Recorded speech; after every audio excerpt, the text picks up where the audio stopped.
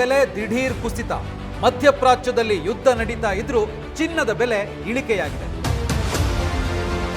ಅಂಕಿಅಂಶಗಳ ಪ್ರಕಾರ ಚಿನ್ನದ ಬೆಲೆ 80ರ ದಶಕದ ನಂತರ ತನ್ನ ತೀವ್ರ ಕುಸಿತವನ್ನ ದಾಖಲಿಸಿದೆ ಅಂತಾನೆ ಹೇಳ್ಬೋದು.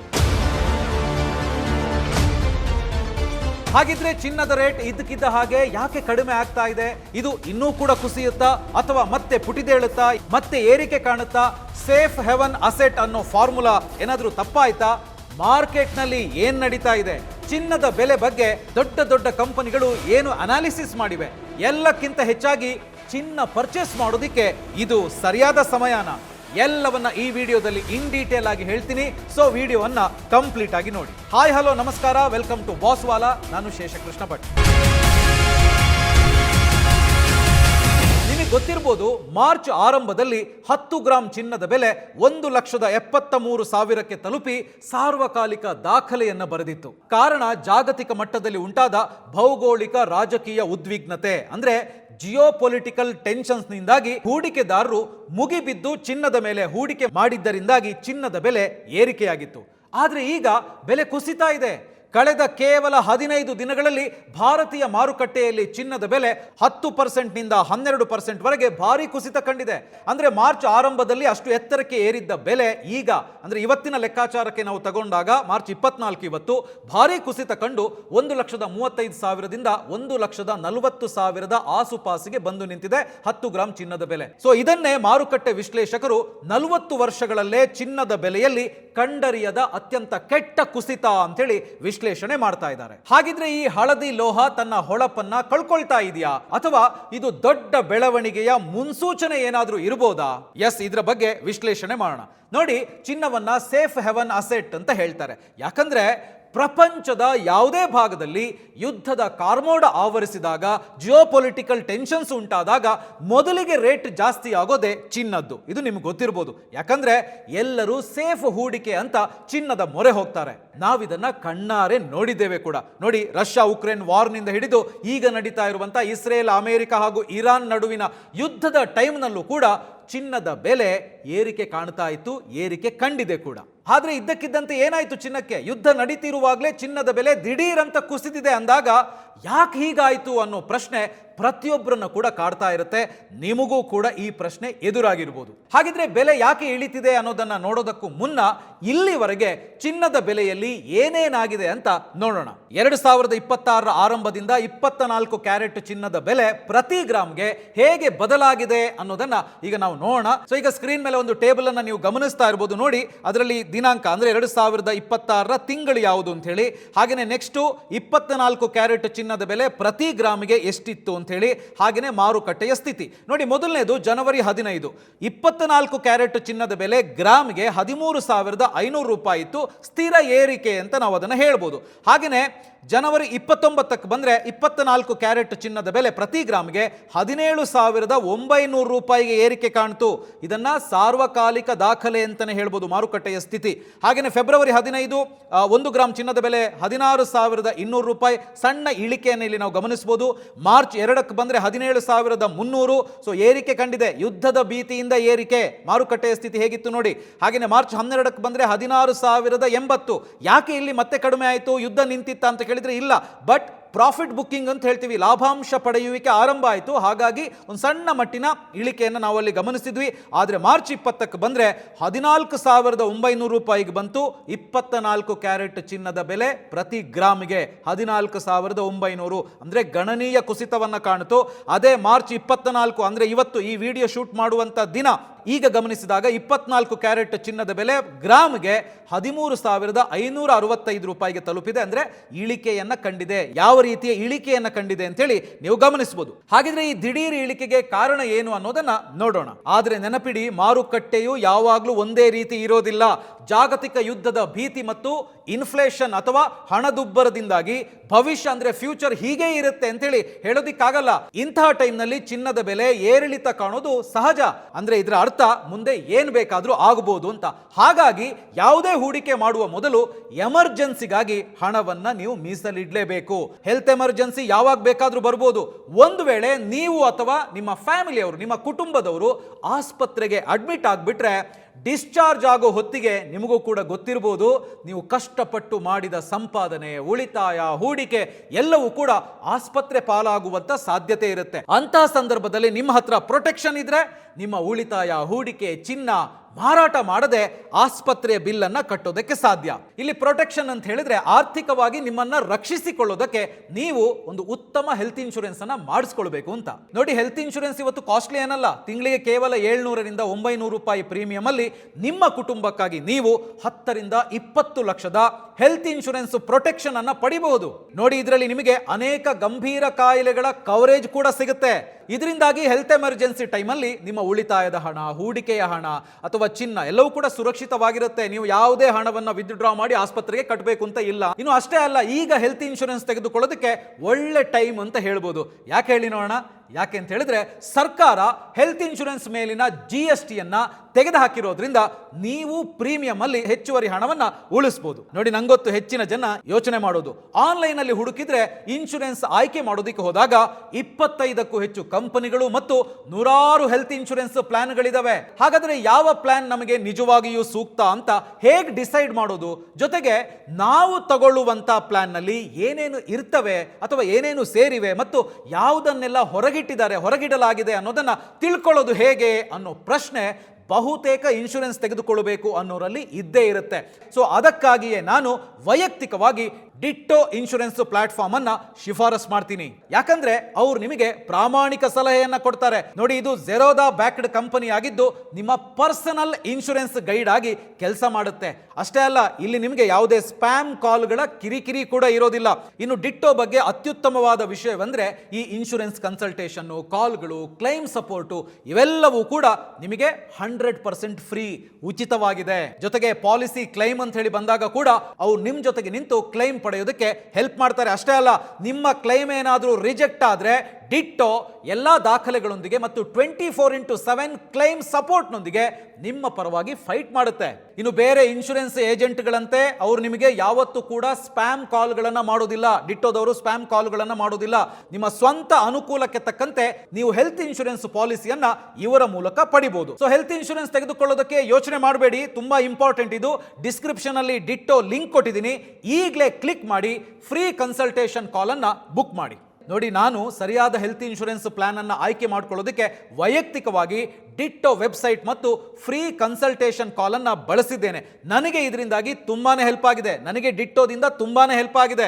ನೀವು ಕೂಡ ಅದೇ ಅನುಭವ ಮತ್ತು ಸ್ಪಷ್ಟತೆಯನ್ನ ಬಯಸಿದ್ರೆ ಡಿಸ್ಕ್ರಿಪ್ಷನ್ ಅಲ್ಲಿ ಲಿಂಕ್ ಕೊಟ್ಟಿದ್ದೀನಿ, ಅದನ್ನ ಕ್ಲಿಕ್ ಮಾಡಿ ನೀವು ಪರಿಶೀಲಿಸಬಹುದು ಮತ್ತು ಡಿಟ್ಟೋ ಜೊತೆಗೆ ಫ್ರೀ ಕನ್ಸಲ್ಟೇಷನ್ ಕಾಲ್ ಅನ್ನ ಬುಕ್ ಮಾಡಿ ನಿಮಗಿರುವಂತಹ ಅನುಮಾನಗಳನ್ನ ಪರಿಹರಿಸಿಕೊಳ್ಳಬಹುದು. ನೆನಪಿಟ್ಕೊಳ್ಳಿ, ಅದು ಕೂಡ ನಿಮ್ಮದೇ ಭಾಷೆಯಲ್ಲಿ. ನೀವು ಕನ್ನಡದಲ್ಲಿ ಮಾಹಿತಿಯನ್ನು ಪಡ್ಕೊಳ್ಬೇಕು ಅಂತ ಹೇಳಿದ್ರೆ ಕನ್ನಡವನ್ನ ಸೆಲೆಕ್ಟ್ ಮಾಡಿ ಕನ್ನಡದಲ್ಲೇ ಮಾಹಿತಿಯನ್ನ ಪಡ್ಕೊಳ್ಬಹುದು. ಎಷ್ಟು ಚೆನ್ನಾಗಿದೆಯಲ್ವಾ? ಸೊ ಡಿಸ್ಕ್ರಿಪ್ಷನ್ ಲಿಂಕ್ ಇದೆ, ಕ್ಲಿಕ್ ಮಾಡಿ. ಇನ್ನು ಚಿನ್ನದ ಬೆಲೆ ಕುಸಿತಕ್ಕೆ 4 ಪ್ರಮುಖ ಕಾರಣಗಳಿದಾವೆ. ಹಾಗಿದ್ರೆ ಬೆಲೆ ಕುಸಿತಕ್ಕೆ ಆ 4 ಪ್ರಮುಖ ಕಾರಣಗಳೇನು?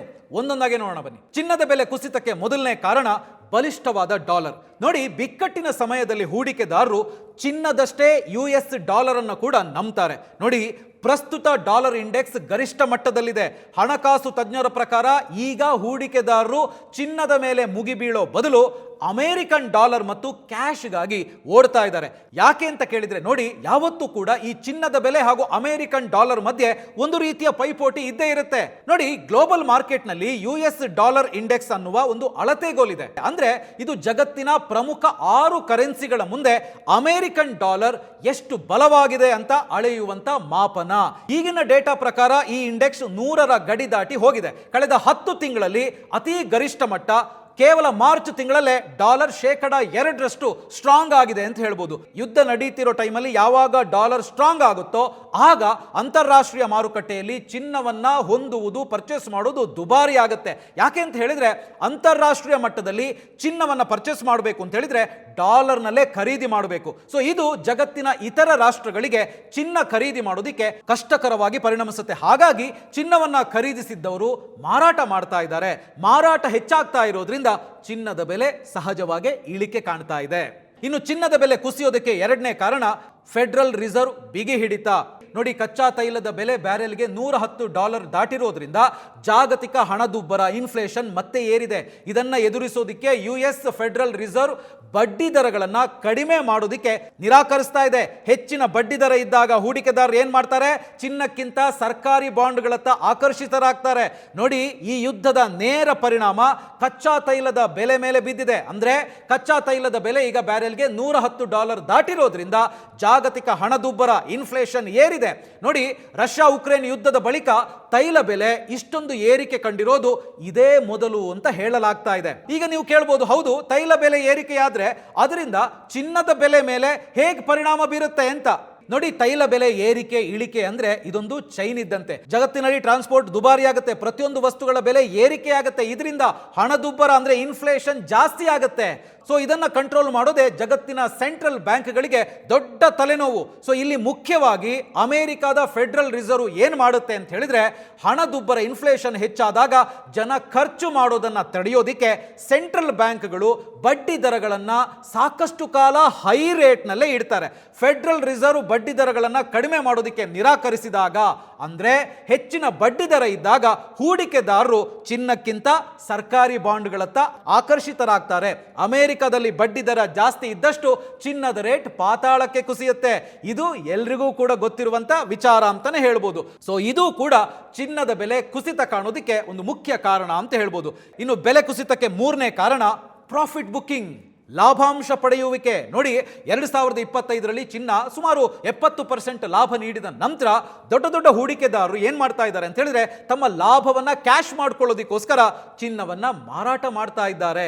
ಅಂದ್ರೆ ಚಿನ್ನದ ಮೇಲೆ ಹೂಡಿಕೆ ಮಾಡಿದವರು ತಮಗೆ ಉತ್ತಮ ಪ್ರಾಫಿಟ್ ಬಂದಿದೆ, ಲಾಭ ಬಂದಿದೆ ಅಂತ ಅದನ್ನ ಎನ್ಕ್ಯಾಶ್ ಮಾಡ್ಕೊಳ್ತಾ ಇದ್ದಾರೆ. ಅಂದ್ರೆ ದೊಡ್ಡ ಮಟ್ಟದಲ್ಲಿ ಪ್ರಾಫಿಟ್ ಬುಕ್ಕಿಂಗ್ ನಡೀತಾ ಇದೆ. ಇನ್ ಯಾವಾಗ ಅಮೆರಿಕದಲ್ಲಿ ಬಡ್ಡಿ ದರಗಳು ಕಡಿಮೆ ಆಗಲ್ಲ ಅನ್ನೋ ಸೂಚನೆ ಬೇರೆ ಸಿಕ್ಬಿಡ್ತೋ, ಆಗ ಕಡಿಮೆ ರೇಟ್ಗೆ ಚಿನ್ನವನ್ನ ಕೊಂಡು ಹೆಚ್ಚಿನ ಲಾಭದಲ್ಲಿದ್ದವರೆಲ್ಲ ಇನ್ನು ಮತ್ತೆ ಚಿನ್ನದ ಬೆಲೆ ಯಾವಾಗ ಕಡಿಮೆ ಆಗುತ್ತಪ್ಪ, ಕಡಿಮೆ ಆಗ್ಬಿಟ್ರೆ ಕಷ್ಟ ಅಂತೇಳಿ ಈಗಲೇ ಲಾಭ ಮಾಡ್ಕೊಂಡು ಬಿಡೋಣ ಅಂತೇಳಿ ಚಿನ್ನವನ್ನ ಮಾರಾಟ ಮಾಡೋದಕ್ಕೆ ಶುರು ಮಾಡಿದ್ರು. ಸೊ ಇದು ಕೂಡ ಚಿನ್ನದ ಬೆಲೆ ಇವತ್ತು ಕಡಿಮೆ ಆಗ್ತಾ ಇರೋದಕ್ಕೆ ಒಂದು ಪ್ರಮುಖ ಕಾರಣ ಅಂತ ಹೇಳ್ಬೋದು. ಇನ್ನು ನಾಲ್ಕನೇ ಕಾರಣ ಷೇರು ಮಾರುಕಟ್ಟೆಯ ನಗದು ಅಗತ್ಯ. ನೋಡಿ, ಯುದ್ಧದ ಭೀತಿಯಿಂದ ಭಾರತೀಯ ಷೇರು ಮಾರುಕಟ್ಟೆ ನಲುಗಿದೆ. ಅಲ್ಲಿನ ನಷ್ಟವನ್ನ ಸರಿದೂಗಿಸೋದಕ್ಕೋಸ್ಕರ ದೊಡ್ಡ ಕಂಪನಿಗಳು ತಮ್ಮ ಚಿನ್ನದ ಮೀಸಲನ್ನ ಮಾರಾಟ ಮಾಡಿ ಕ್ಯಾಶ್ ಸಂಗ್ರಹಿಸ್ತಾ ಇದೆ. ದೊಡ್ಡ ದೊಡ್ಡ ಕಂಪನಿಗಳು ತಮ್ಮ ಬಳಿ ಇರುವಂತ ಚಿನ್ನವನ್ನ ಮಾರಾಟ ಮಾಡ್ತಿರೋದ್ರಿಂದಾಗಿ ಚಿನ್ನದ ಬೆಲೆ ಭಾರಿ ಕುಸಿತವನ್ನ ಕಾಣ್ತಾ ಇದೆ ಅಂತ ಕೂಡ ಹೇಳ್ಬೋದು. ಸೊ ಇದು 4 ಪ್ರಮುಖ ಕಾರಣಗಳು ಚಿನ್ನದ ಬೆಲೆ ಇಳಿಕೆ ಆಗ್ತಾ ಇರೋದಕ್ಕೆ. ಹೌದು, ಯಾಕೆ ಚಿನ್ನದ ಬೆಲೆ ಏರಿಕೆ ಕಾಣ್ತು, ಹಾಗೇನೆ ಈಗ ಯಾಕೆ ಚಿನ್ನದ ಬೆಲೆ ಕುಸಿತಾ ಇದೆ ಅನ್ನೋದು ಗೊತ್ತಾಯ್ತು. ಹಾಗಿದ್ರೆ ಮುಂದೇನು ಅಂತ ಹೇಳುವಂತ ಪ್ರಶ್ನೆ ನಿಮ್ಮಲ್ಲಿರ್ಬೋದು. ಅಂದ್ರೆ ಮುಂದೆ ಚಿನ್ನದ ಬೆಲೆ ಏರಿಕೆಯಾಗುತ್ತಾ ಅಥವಾ ಇಳಿಕೆಯನ್ನ ಕಾಣುತ್ತಾ ಅಂತ ಹೇಳಿ. ಹಾಗಿದ್ರೆ ಚಿನ್ನದ ಬೆಲೆ 10 ಗ್ರಾಮ್ಗೆ 1 ಲಕ್ಷಕ್ಕಿಂತ ಕೆಳಕ್ಕೆ ಇಳಿಯುತ್ತದೆಯೇ? ನೋಡಿ, ತಜ್ಞರ ಪ್ರಕಾರ ಇದು ಅಸಾಧ್ಯ. JP ಮಾರ್ಗನ್ ಪ್ರಕಾರ 10 ಗ್ರಾಮ್ ಚಿನ್ನದ ಬೆಲೆ 1,20,000ಕ್ಕೆ ಬರಬಹುದು. ಹಾಗೂ ಇದು ಚಿನ್ನದ ಬೆಲೆಯ ಕೊನೆಯ ಹಂತ ಅಂತ ಹೇಳ್ತಾ ಇದ್ದಾರೆ. ಅಂದ್ರೆ ಅದಕ್ಕಿಂತ ಕಡಿಮೆ ಆಗ್ಲಿಕ್ಕಿಲ್ಲ ಅಂತ ಹೇಳುವಂಥದ್ದು ಅವರ ವಿಶ್ಲೇಷಣೆ. ಇನ್ನು ಚಿನ್ನದ ಬೆಲೆ ಇಳಿಕೆ ಕಂಡಾಗ್ಲೆಲ್ಲ RBI ಸೇರಿದಂತೆ ಕೇಂದ್ರ ಬ್ಯಾಂಕ್ಗಳು, ಸೆಂಟ್ರಲ್ ಬ್ಯಾಂಕ್ಗಳು ಚಿನ್ನವನ್ನ ಖರೀದಿಸ್ತವೆ ಅಂತ ಹೇಳುವಂಥದ್ದು ಕೂಡ ನಿಮ್ಮ ಗಮನದಲ್ಲಿರಲಿ. ಇನ್ನು ಗೋಲ್ಡ್ಮ್ಯಾನ್ ಸ್ಯಾಕ್ಸ್ ಹಾಗೇನೆ ಮೋತಿಲಾಲ್ ಓಸ್ವಾಲ್ ನಂತಹ ಕಂಪನಿಗಳು ಚಿನ್ನದ ಬೆಲೆ ಬಗ್ಗೆ ಏನು ಅನಾಲಿಸಿಸ್ ಮಾಡಿದ್ದಾರೆ, ಅವರು ಕೂಡ ಚಿನ್ನದ ಬೆಲೆ ಕಡಿಮೆ ಆಗುತ್ತೆ ಅಂತ ಹೇಳ್ತಾ ಇದ್ದಾರೆ ಅಥವಾ ಮುಂದೆ ಚಿನ್ನದ ಬೆಲೆ ಏರಿಕೆ ಕಾಣಬಹುದು ಅಂತ ಹೇಳ್ತಾ ಇದ್ದಾರೆ. ನೋಡಿ, ಭವಿಷ್ಯದ ಮುನ್ಸೂಚನೆ ದೀಪಾವಳಿ 2026 ದೊಡ್ಡ ಭವಿಷ್ಯವಾಣಿ ಏನು? ಮೋತಿಲಾಲ್ ಓಸ್ವಾಲ್ ಮತ್ತು ಗೋಲ್ಡ್ಮ್ಯಾನ್ ಸ್ಯಾಕ್ಸ್ ಪ್ರಕಾರ 2026ರ ದೀಪಾವಳಿಯ ಟೈಮಿಗೆ ಆಗುವಾಗ ಚಿನ್ನ ಮತ್ತೆ ಪುಟಿದೇಳಲಿದ್ದು 10 ಗ್ರಾಮ್ ಚಿನ್ನದ ಬೆಲೆ 1,85,000ಕ್ಕೆ ತಲುಪಬಹುದು ಅಂತೇಳಿ ಇವರು ಹೇಳ್ತಾ ಇದ್ದಾರೆ. ಈ ಕಂಪನಿಗಳು ಅನಾಲಿಸಿಸ್ ಮಾಡ್ತಾ ಇದ್ದಾರೆ. ಮತ್ತು ವರ್ಷಾಂತ್ಯಕ್ಕೆ 10 ಗ್ರಾಮ್ ಚಿನ್ನದ ಬೆಲೆ 2 ಲಕ್ಷದ ಗಡಿಯನ್ನ ಮುಟ್ಟಬಹುದು ಅಂತ ಕೂಡ ಇವರು ಹೇಳ್ತಾ ಇದ್ದಾರೆ. ಹಾಗಾಗಿ ಈಗಿನ ಇಳಿಕೆ ತಾಳ್ಮೆಯ ಹೂಡಿಕೆದಾರರಿಗೆ ಒಂದು ಉತ್ತಮ ಅವಕಾಶ ಅಂತ ಅನಾಲಿಸಿಸ್ ಮಾಡ್ತಾ ಇದ್ದಾರೆ. ಎಷ್ಟೋ ಜನ ಮದುವೆ ಸೇರಿದಂತೆ ಬೇರೆ ಬೇರೆ ಕಾರಣಗಳಿಗೋಸ್ಕರ ಚಿನ್ನವನ್ನ ಖರೀದಿ ಮಾಡಬೇಕು ಅಂತೇಳಿ ತುಂಬಾ ಟೈಮಿನಿಂದ ಕಾಯ್ತಾ ಇದ್ದಾರೆ. ಸೊ ಅಂಥವರಿಗೆ ಚಿನ್ನದ ಬೆಲೆ ಈಗ ಒಂದ್ ಸ್ವಲ್ಪ ಇಳಿದಿರೋದು ಸಂತೋಷದ ಸುದ್ದಿ ಅಂತಾನೆ ಹೇಳ್ಬೋದು. ಸೊ ಕೊನೆಯದಾಗಿ ಹೇಳಬೇಕು ಅಂತ ಹೇಳಿದ್ರೆ, ಸಣ್ಣ ಅವಧಿಯ ಈ ಏರಿಳಿತಗಳಿದೆಯಲ್ಲ, ಇದಕ್ಕೆ ಯಾವ ಕಾರಣಕ್ಕೂ ಕೂಡ ಹೆದರಬೇಡಿ. ಜಗತ್ತಿನಲ್ಲಿ ಅಸ್ಥಿರತೆ ಇದ್ದಾಗ ಚಿನ್ನವೇ ಅಂತಿಮವಾಗಿ ಗೆಲ್ಲೋದು. ಹಾಗಂತ ಎಲ್ಲ ಹಣವನ್ನ ತಗೊಂಡೋಗಿ ಒಂದೇ ಬಾರಿ ಚಿನ್ನದ ಮೇಲೆ ಹಾಕುವ ಬದಲು ಬೆಲೆ ಇಳಿಕೆ ಕಂಡಾಗ ಹಂತ ಹಂತವಾಗಿ ಖರೀದಿಸುವ ಅಂದ್ರೆ ಬೈ ಆನ್ ಡಿಪ್ಸ್ ತಂತ್ರವನ್ನ ಬಳಸಿ ಹಾಗೆಯೇ ಎಲ್ಲ ಹಣವನ್ನ ಚಿನ್ನದ ಮೇಲೆ ಹಾಕೋ ಬದಲು ಡೈವರ್ಸಿಫೈ ಮಾಡಿ ಬೇರೆ ಬೇರೆ ರೀತಿಯ ವೈವಿಧ್ಯಮಯ ಹೂಡಿಕೆಗಳಲ್ಲಿ ನೀವು ಹೂಡಿಕೆಯನ್ನ ಮಾಡಬೇಕಾಗುತ್ತೆ. ಆದ್ರೆ ನೋಡಿ, ತಿಳ್ಕೊಳ್ಳಿ, ಗಮನಿಸಿ, ಇದು ಯಾವುದೇ ರೀತಿಯಾದಂಥ ರೆಕಮೆಂಡೇಶನ್ ಅಲ್ಲ, ಹೂಡಿಕೆಯ ರೆಕಮೆಂಡೇಶನ್ ಅಲ್ಲ, ಕೇವಲ ಎಜುಕೇಶನ್ ಪರ್ಪಸ್ಗೋಸ್ಕರ ಮಾತ್ರ ಈ ಮಾಹಿತಿಯನ್ನು ಕೊಡ್ತಿದ್ದೀನಿ. ನೀವು ಎಲ್ಲೇ ಹೂಡಿಕೆ ಮಾಡೋದಿದ್ರು, ಏನನ್ನೇ ಹೂಡಿಕೆ ಮಾಡೋದಿದ್ರು ಕೂಡ ರಿಸರ್ಚ್ ಮಾಡಿ ಅಥವಾ ಸೆಬಿ ರಿಜಿಸ್ಟರ್ಡ್ ಹಣಕಾಸು ತಜ್ಞರ ಸಲಹೆಯನ್ನ ಪಡೆದು ನೀವು ನಿಮ್ಮ ನಿರ್ಧಾರವನ್ನ ತೆಗೆದುಕೊಳ್ಳೋದು ಉತ್ತಮ ಅಂತ ನಾನು ಹೇಳ್ತೀನಿ. ಸೊ ಇದು 2026 ಮಾರ್ಚ್ 24 ಚಿನ್ನದ ಅಪ್ಡೇಟ್. ಸೊ ಹೆಲ್ತ್ ಇನ್ಶೂರೆನ್ಸ್ ತೆಗೆದುಕೊಳ್ಳೋದಕ್ಕೆ ಯೋಚನೆ ಮಾಡಬೇಡಿ, ತುಂಬಾ ಇಂಪಾರ್ಟೆಂಟ್ ಇದು. ಡಿಸ್ಕ್ರಿಪ್ಷನ್ ಅಲ್ಲಿ ಡಿಟ್ಟೋ ಲಿಂಕ್ ಕೊಟ್ಟಿದ್ದೀನಿ, ಈಗಲೇ ಕ್ಲಿಕ್ ಮಾಡಿ ಫ್ರೀ ಕನ್ಸಲ್ಟೇಷನ್ ಕಾಲ್ ಅನ್ನ ಬುಕ್ ಮಾಡಿ. ಸೊ ಈ ವಿಡಿಯೋ ನಿಮಗೆ ಇಷ್ಟ ಆಗಿದೆ ಅಂತ ಹೇಳಿದ್ರೆ ಲೈಕ್ ಮಾಡಿ, ಹಾಗೆಯೇ ಶೇರ್ ಮಾಡಿ. ಜೊತೆಗೆ ಚಿನ್ನದ ಬೆಲೆ ಮುಂದೆ ಏರುತ್ತಾ ಇಳಿಯುತ್ತಾ, ಸೊ ಇದ್ರ ಬಗ್ಗೆ ನಿಮಗೇನು ಅನ್ಸುತ್ತೆ ಅಂತ ಹೇಳುವಂಥದ್ದನ್ನ ಕಾಮೆಂಟ್ ಮಾಡಿ ತಿಳಿಸಿ. ಹಾಗೆಯೇ ಬಾಸ್ವಾಲಾ ಕನ್ನಡ ಚಾನಲ್ ಅನ್ನ ಸಬ್ಸ್ಕ್ರೈಬ್ ಮಾಡಿ. ಬ್ರ್ಯಾಂಡ್ ಪಾರ್ಟ್ನರ್ಶಿಪ್ ಮತ್ತು ಜಾಹೀರಾತಿಗಾಗಿ ಸಂಪರ್ಕಿಸಿ brand@bosswala.com. WhatsApp number 9108014192. Bosswala. Be the boss.